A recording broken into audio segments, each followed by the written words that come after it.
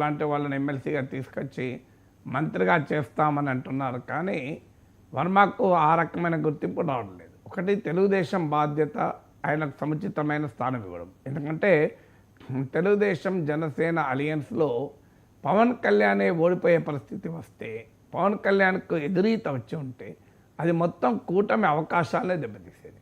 అందువల్ల వర్మ తోడ్పాటు అనేది అక్కడ ఈ టీడీపీ జనసేనల మధ్య ఆ రకమైన ఒక అనుమానాలకు ఆస్కారం లేకుండా చేసింది. పైగా పవన్ కళ్యాణ్ పైన కూడా బాధ్యత ఉంటుంది. తన కొరకు టీడీపీలో ఒకతను అవకాశం కోల్పోయాడు కనుక అతన్ని ఏదో రూపంలో రిహాబిలిటేట్ చేయించాల్సిన బాధ్యత కూడా పవన్ కళ్యాణ్ పైన ఉంటుంది. మరి కారణాలు ఏదో తెలియదు, కానీ అది జరగలేదు.